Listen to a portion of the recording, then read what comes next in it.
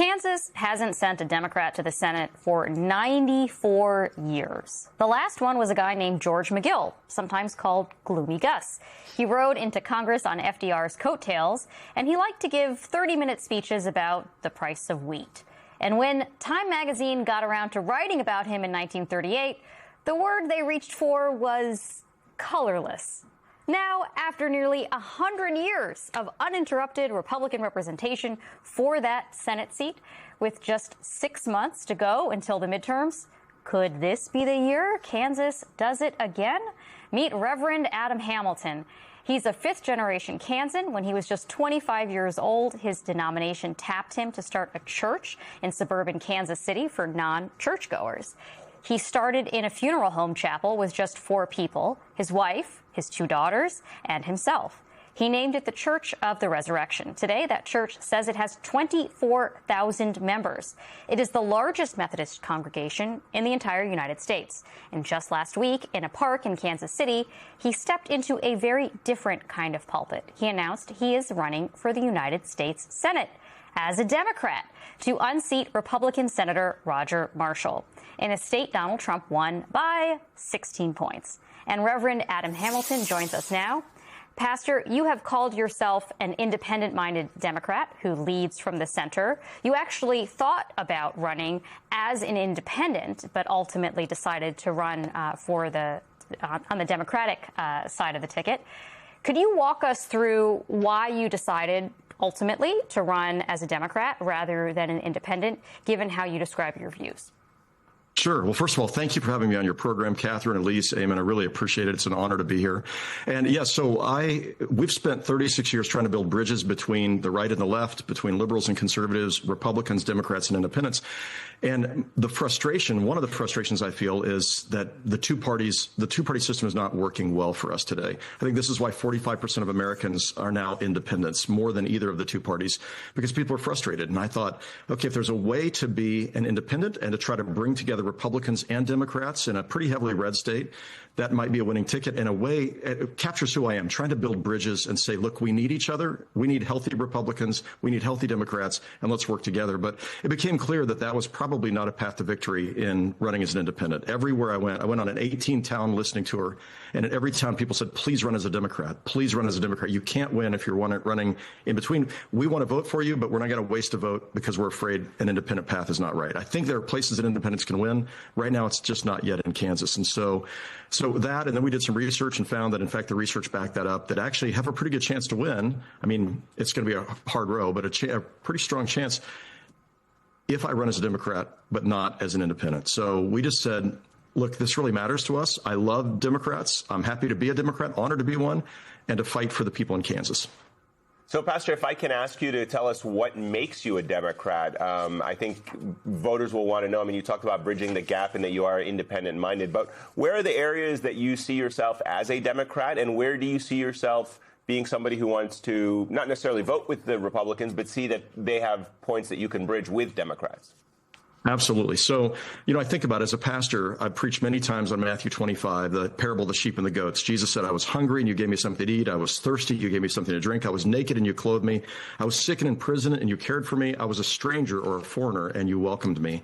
And to me, that's just, so much of that aligns with the Democrats' concern for vulnerable people, social, safety net programs, looking at how are we concerned for people that find themselves on the margins.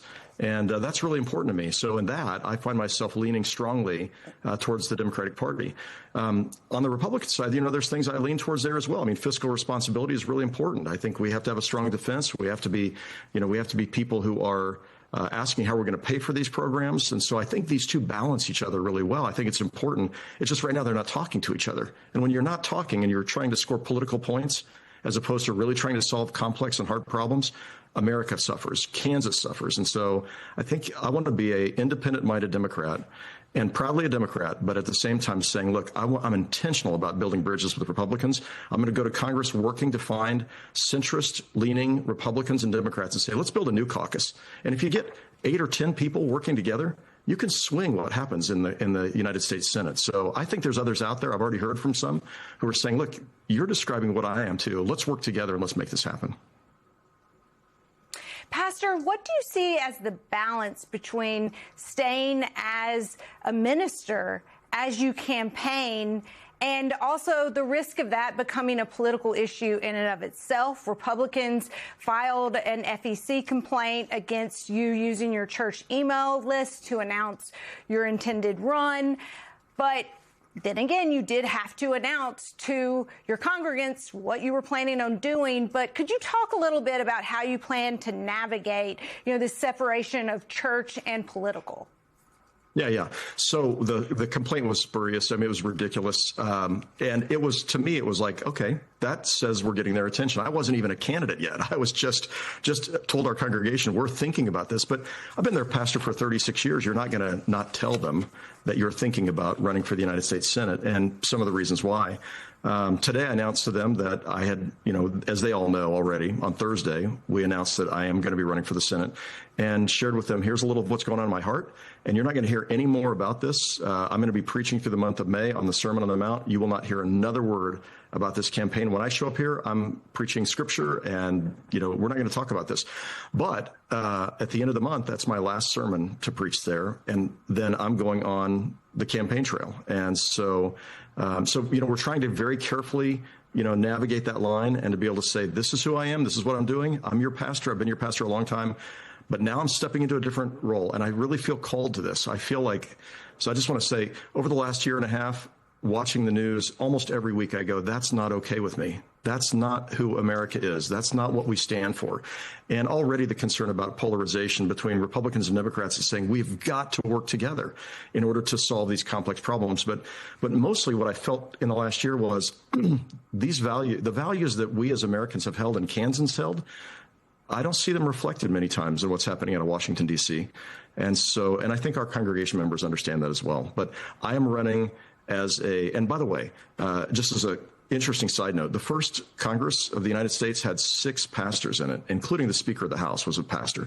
And so the founding fathers didn't think there was a problem having pastors. They knew sometimes the pastor is exactly the right person to bring, into bear. For me, I'm going to bring 36 years of listening, caring for people, hearing people's stories, and trying to mobilize people to go help the world look like it's supposed to look, solving problems and rolling up our sleeves and saying, let's make a difference in this world. And that's what I want to do in Congress. Pastor, you mentioned that you were on a listening tour. I imagine one of the things that you may have heard on your listening tour has to do with the economic struggles that people in your state have been struggling with, including particularly farmers who are now dealing with not only potentially lost customers abroad, but much higher input costs for fertilizer, among other things.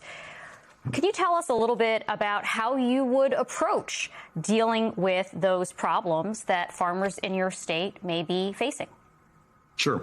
Well, first of all, many of these problems are self-inflicted wounds. So we have a war in Iran that nobody was asking for, and there wasn't, as near as we can tell, an imminent threat to the United States. But that's caused a huge impact when it comes to fertilizer cost, when it comes to fuel cost, and not just for farmers. Of course, diesel fuel is up dramatically. I think it's 40 or 45% up since the war began. But for ordinary people, we're seeing this as well. So anybody who's living paycheck to paycheck is struggling with $1 a gallon more in gasoline cost. And so that's just one piece. Health insurance is a huge part of that. People making $80,000 a year paying $2,000 a month or more for health insurance. I mean, it's a huge issue. So we're going to fight for Kansans and really work to help make their lives better. And our current senator has not done a very good job of that. In fact, he's done a terrible job of that. Reverend Adam Hamilton, thanks so much for your time tonight.